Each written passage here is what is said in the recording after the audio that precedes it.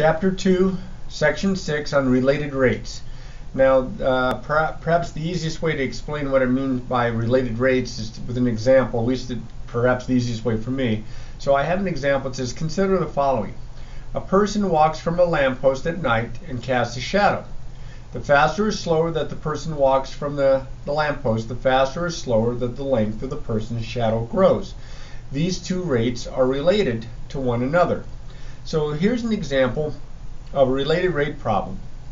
What we're going to do is we're going to have variables, more than one variable in the equation, so we'll most likely have to differentiate implicitly. Now, if all we were doing is with respect to x, maybe it wouldn't be that bad, but since we're looking at rates, we're going to differentiate with respect to t. Now, I think I wrote dy dx here, but this pretty much should be dy dt here that we're going to try to find. We're going to do the derivative implicitly. All right, now again, remember when you have a rate of change, you're doing this with respect to time. That's why there should be a t here. Any equation that involves two or more variables that are differentiable functions of time t can be used to find an equation that relates their corresponding rates. And I'm going to have another example here. It says, consider water draining from a conical tank. We assume that the radius r and the height h of the cone are differentiable functions of time.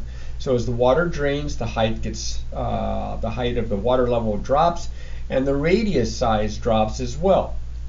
And we're going to let v be the volume of the cone. So what I have here for a cone, for its volume, is I have the volume formula of 1/3 pi r squared h. We're going to try to find an equation that relates these three variables, because those are my three variables here. So I'm going to have to differentiate with respect to t, which is implicit differentiation. So the derivative of v with respect to t is dv dt equals, now that's a constant, so just 1/3 pi times, now notice here, I have a product of two functions here. I have the r squared and the h.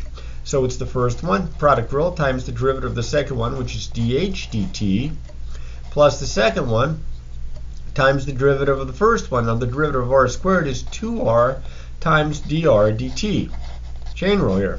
So I have dv dt is equal to, what a messy looking mess this is, 1/3 pi r squared dh dt plus 1/3 pi times this would be 2/3 pi rh times dr dt. These three rates are related here in this problem. Now, how are we going to solve problems? Well, I have a set of guidelines that I'm going to go over with you, but the key here is to remember that these are rates and you're differentiating with respect to t, so that's going to give you a rate. The guidelines for solving related rate problems. Okay, read the problem carefully. I don't have that written down, but read the problem carefully and try to draw a picture if possible so that you can name variables and constants. A little bit like I did here, just a little bit. This is much simpler. Write down any additional numerical information. Write down what we're to find, which of these rates are we trying to find. Write down an equation that relates the variables. Differentiate with respect to t using the chain rule. Then evaluate for the desired rate, which means substitute in what we know and solve for what we're looking for. And of course, after we get this, we're going to interpret, we're going to write down what the answer is in sentence form, and we're going to use proper units. So these are really just the guidelines here. What we learned in section 5 of this chapter was how to implicit differentiate, so that's going to be used here. And then it's just a matter of using the old noggin here to be able to read a problem and come up with an equation, a primary equation that we are looking to differentiate. So I'm going to scoot this over here, and I'm going to start off with a couple simpler examples. All right, the radius r of a sphere is increasing at a rate of 2 inches per minute. Find the rate of change of the volume of the sphere when r is 6 inches. So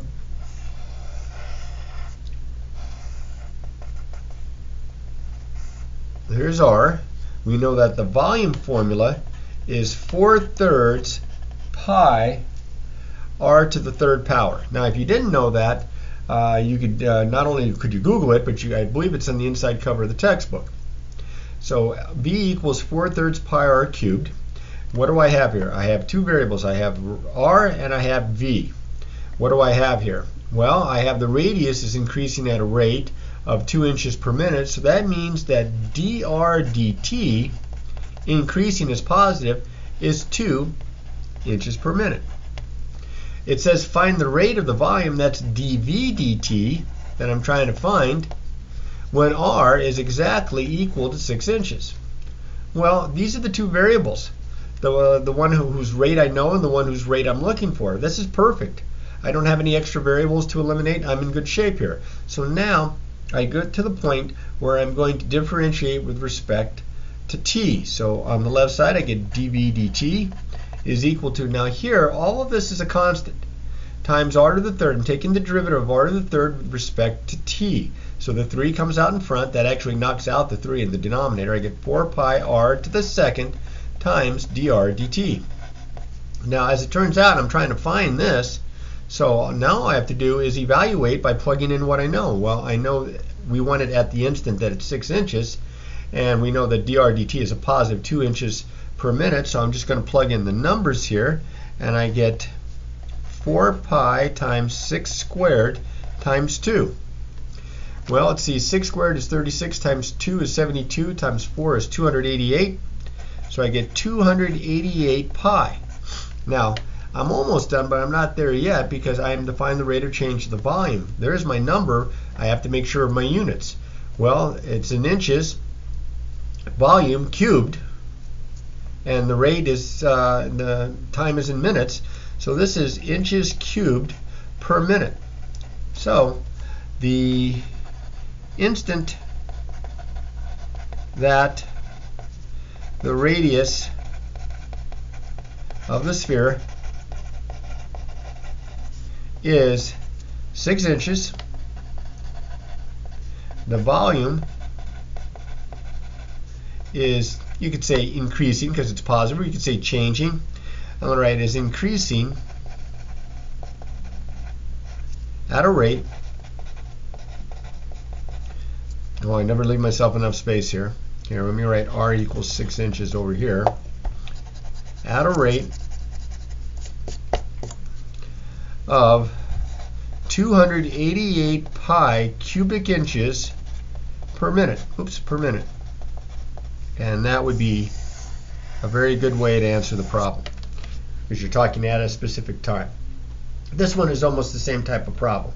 This example, along with the first one that I just did, are two of the easier looking ones here. Let's see what we can do with this.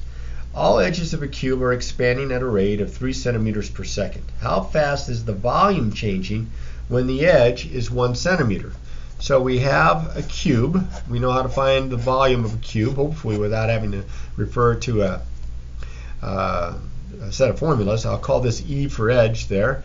And the volume we know is e to the third power. Edge times edge times edge. Now, what do I know? I know all edges are expanding at a rate of getting bigger at a rate of 3 centimeters per second. So that means that dE dt is a positive 3 centimeters per second.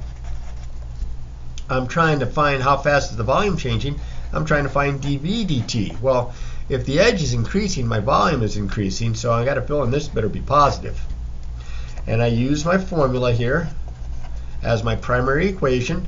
I differentiate with respect to t. I get dV dt is equal to 3e to the second dE dt.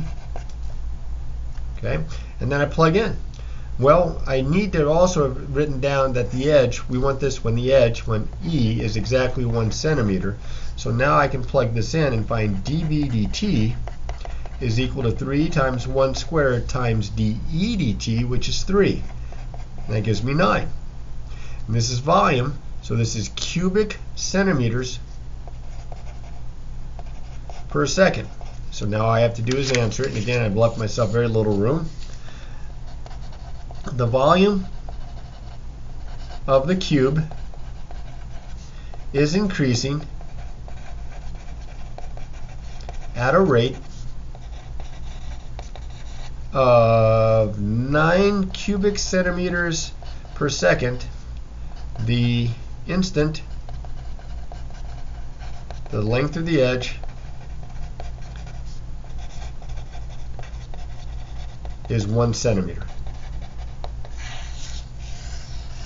Now, I am hoping that you're not one of those students like I'm trying to show you here, where I have the problems written down and I allot a certain amount of space to show all my work, and then sometimes I guess wrong. I would hope that you would work a problem, show all your work, state your answer nice and neat, and maybe skip a line. That would always be good to go on to the next problem. Speaking of the next problem, a hot air balloon rises straight up from a level field, and it's tracked by a rangefinder that's 500 feet away. Let's see, that's 500 feet from the liftoff point. At the moment the rangefinder's elevation angle is pi over 4, the angle is increasing at a rate of 0.14 radians per minute. How fast is the balloon rising at that moment? Well, I definitely need to draw a diagram here, so let's see if I can do this. All right, here's the ground. Here's my balloon going up. Okay, it's going upward, and my rangefinder is way over here in the field, and I'm looking up at the top of the balloon, right? Is that the top of the balloon? Yeah. Well, it doesn't say it, but we assume so.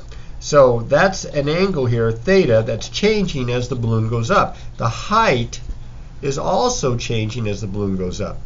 We do know that the distance here from the rangefinder to the balloon horizontally is 500 feet from the liftoff point.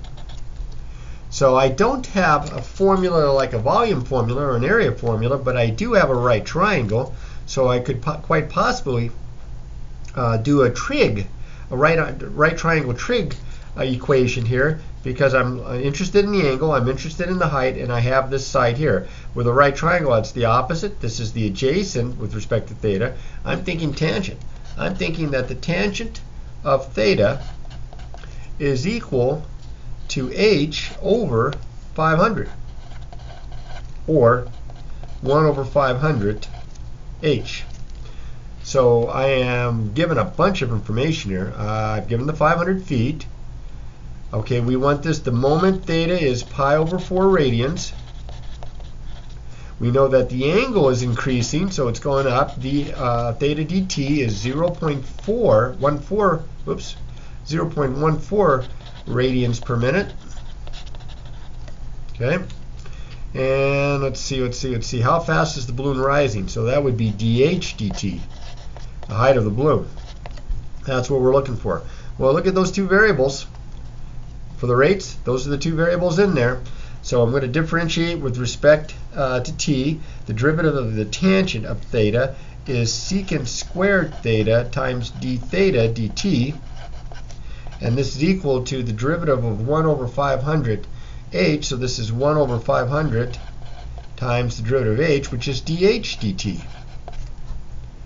Well, the good news is I can plug right in for theta. I can plug right in for d theta dt, and I can solve for dh dt. So I get secant squared of theta, which was pi over 4 at that instant, which is nice because that comes out to be a nice one, times d theta dt, which is 0.14, definitely getting my calculator handy, and this is equal to 1 over 500 times dh dt, or if you want to, you can multiply both sides by 500, so you have the dh dt already by itself. So the secant of pi over 4 is 1 over the cosine of pi over 4, which is 1 over the square root of 2 over 2, which is the square root of 2. So this is 500 times the square root of 2 squared times 0.14 is equal to dh dt. So this is just 2. 500 times 2 is 1,000. So that's 140 equals dh dt. And 140, this would be in feet, and is it minute? Minute. So this would be in feet per minute.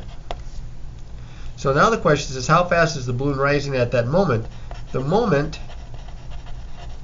the angle of elevation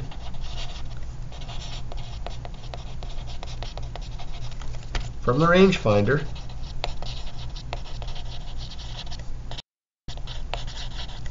is pi over 4 radians, the balloon is rising. It's going upward there at a rate of 140 feet per minute. And that's probably a good enough way here to write that all out.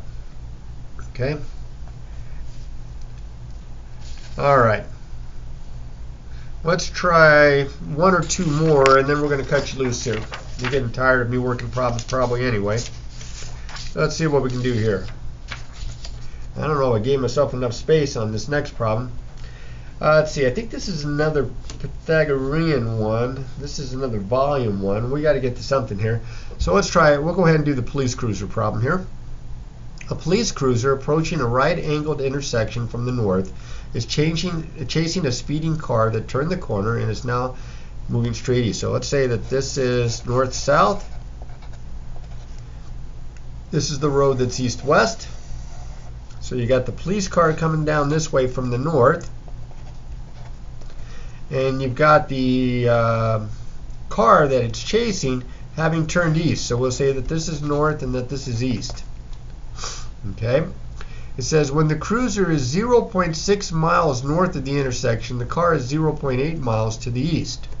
So as this gets closer, this gets further away. That makes sense. The police determine with radar that the distance between them and the car is increasing at 20 miles per hour. So you got the police cruiser going this way. You got the car it's chasing going this way. The moment that this distance here, let me use a different colored pencil here. The distance it is from the intersection is 0.6 miles. Then this car, the one it's chasing, that's turned east, is 0.8 miles away from the intersection. And the radar says that the distance between the two cars, notice the right triangle that I have here, this distance d here is increasing. So maybe I shouldn't call it d because that's going to sound kind of funny. That's going to be dd dt is 20 miles an hour. Okay? Now, this distance here is getting bigger. This distance here is getting smaller. So what we have to do here is we have to, let's see, if the cruiser is moving at an instant, what is the speed of the car? Oh, well, we've got the speed of the police cruiser, right? I lost my spot. When the cruiser is 60, the car is 7, and the car is increasing at 20 more. The cruiser, oh yes, we do. The cruiser is moving at 60 miles an hour. So that we'll call this distance here x, and we'll call this distance here y. So that means that dx dt is negative 60 miles per hour because the distance is getting smaller. Dy dt is what we don't know. And so that's the one we're going to be solving for. What's the speed of the car? So we would, I hope that you would agree that x squared plus y squared is equal to d squared. It's a Pythagorean setup there. I'm going to differentiate with, I have three variables here, but I have the rate, so I think I'm good. I'm going to write this with respect to, differentiate with respect to x. I get 2x times dx dt plus 2y times dy dt is equal to 2d times dd dt. Yikes. I've got a bunch of stuff to plug in. I got to plug in for 5 things. Well, I know what y is. I know what x is. But I don't know what d is. However, at that instant that this is 0.6 and this is 0.8, I can use the Pythagorean theorem and actually figure this out. And it turns out that that d will equal at that instant 1 mile. This is kind of a multiple of the 3, 4, 5 right triangle. So that means that x is 0.6, y is 0.8, and d is equal to 1. Now I'm going to plug in. And by the way, I could divide through by 2, and I'll just cross them out because that's just one less thing to have to mess with. So I have x, which is 0.6 times dx dt, which is negative 60, plus y, which is 0.8 times dy dt, which we don't know. And that equals d, which is 1, times dd dt, which is 20. So I have negative, what is that going to be? 36 plus 0.8 dy dt. Now I'm guessing dy dt is a positive amount here. Let's see what occurs. And this equals 20. So if I add 36 to both sides, I get 0.8 dy dt is equal to 56. And if I divide both sides by 0.8, I get dy dt is equal to 70. Well, that makes about sense. So I have a reasonable answer. Now I just have to go ahead and state it.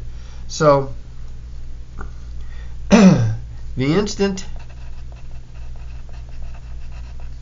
the two cars are 1 mile apart, the car being chased is traveling at a rate, of course I didn't give myself enough room, hoping you can still see this with all my scratch marks here. The car being chased is traveling at 70 miles per hour. Kind of neat.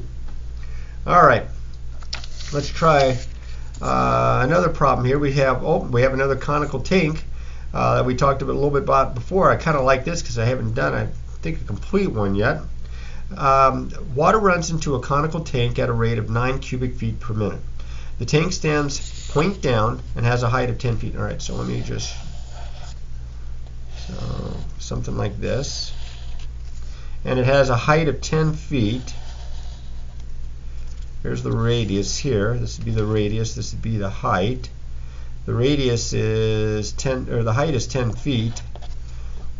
The radius is 5 feet. Okay.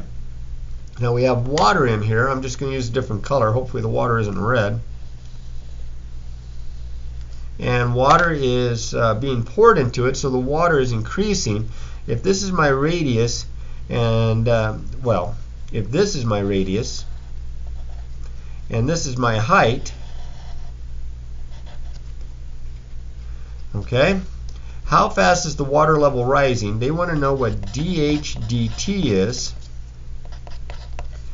when the water is 6 feet deep, when the height is 6 feet deep.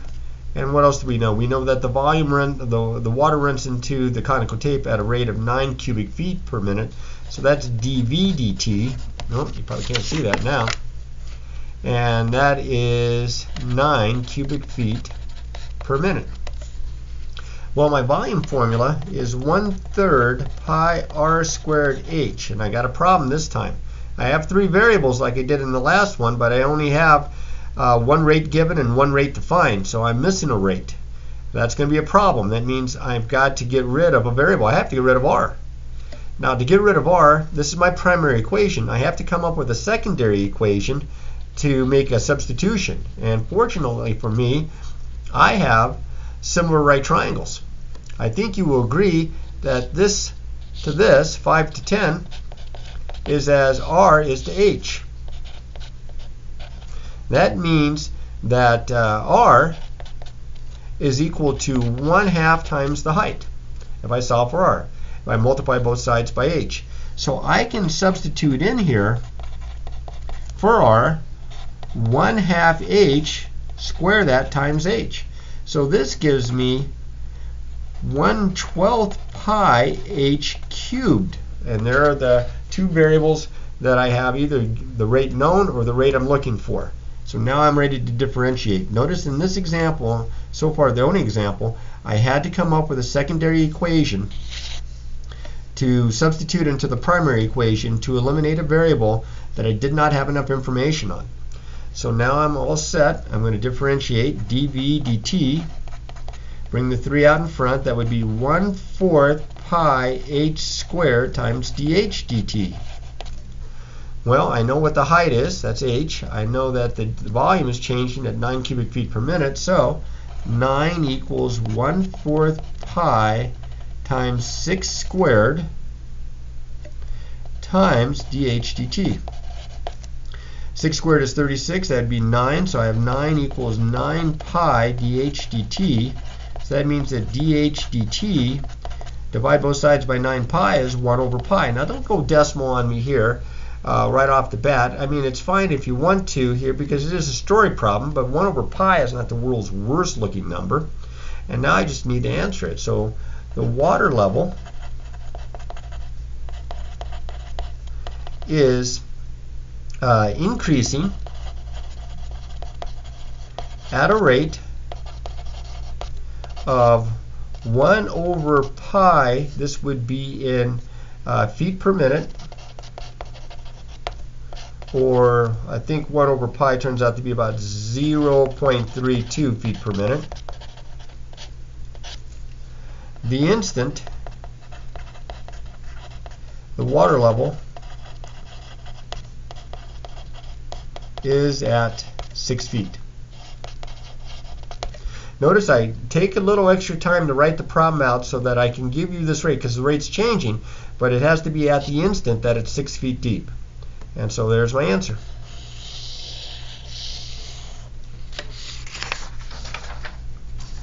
Alright, I have one more example. I think you guys are probably getting tired of this, and this is going to make the video just that much longer, but one to grow on here. A construction worker pulls a 5-meter plank up the side of a building that's under construction by means of a rope tied to one end of the plank. Assuming that the approach end of the plank follows a path perpendicular to the wall of the building and the worker pulls the rope at a rate of 0.15 meters per second, how fast is the end of the plank sliding along the ground when it is 2.5 meters from the wall of the building? So this is certainly kind of a different approaching problem here. Let's see. Here's my building. Here's my ground. Okay. I got a guy up here. He's got a rope. It's coming down. It's tied to one end of a plank. And what happens is it gets pulled to the ground and starts going up, and this end drags along. So I have another right triangle right here. What do we know? Well, I'm going to have to probably give this some names, different variables and such. We'll call this distance here the height. We'll call this distance here, just to give it a name, x, and maybe this distance over here, well, we could call it y, but it's the length of the plank, and it doesn't change, so that's just 5 meters. So we are given that the worker pulls the rope up at a rate of 0.5 meters per second, so this is increasing. dH dt is 0.15 meters per second. We are trying to figure out how fast this end of the plank is moving, scooting along the ground towards the wall when this distance x is 2.5 meters. Exactly that instant. Well, dx dt better be negative because this distance is getting shorter, and that's what we're looking for. Well, this is a Pythagorean. I think you agree that x squared plus h squared equals 5 squared, or 25. So this is 2x times dx dt plus 2h times dh dt is equal to, well, the derivative of 25 is 0. I can knock out the 2. I just need this equation. I had the two variables in question, so I didn't need a secondary equation. So now I'm going to write this as x times dx dt plus h times dh dt is equal to 0. Well, let's substitute some values in here. First things first, I don't know h at that instant, but I know that x is 2.5 meters. So that means I'm going to have to use the Pythagorean theorem to find out how big, how much h is at that instant. So that means 2.5 squared plus h squared equals 5 squared. So that means that h squared is equal to 6.2525, 18.75. So h is equal to, let's see, 25. I simplify the radical here. I think it's 5 square root of 3 over 2. I went ahead and changed this into an improper fraction, and then I took the square root. I think that's correct. So that means at that instant, h is 5 square roots of 3 over 2 meters high. It's that high up, that's gone up that high off the building. So x, which is 2.5, times dx dt, which we're solving for, plus h, which is 5 square roots of 3 over 2 times dh dt, which was given to be 0.15 meters per second equals 0. Yeah, it's time to grab a calculator. Let's not get too brave here. So if I go ahead and work this out, I'm going to subtract, I'm going to multiply, subtract, and divide. I get dx dt, here I get 2.5 dx dt is equal to negative 5 square roots of 3 over 2 times 0.15, and then I'm going to divide by 2.5. Definitely negative, and this would be, what would that be, 3/50ths or something like that? I can get there, but I'm going to go ahead and go decimal here, and I get negative 0.260 meters per second. Now, if you wonder how did I do that in my head, is because I didn't want to grab my calculator, so I went ahead and I worked it out on a piece of scratch paper and I wrote it out to the side. So now, what's the answer? How fast is the end of the plank sliding? Let's move it up a little bit. The end of the plank is, be neat, not like me, sliding along the wall at a rate of not along the wall, along the ground, duh, the end of the plank along the ground at a rate of negative 0.260 meters per second the instant it is 2.5 meters from the wall. Now, because it's a story problem, I'm not too crazy about the negative rate here. So what I could say is the end of the plank, move it up again, the end of the plank, maybe I could write it neatly this time, is sliding toward the sliding along the ground toward the wall at a rate of 0.260 meters per second the instant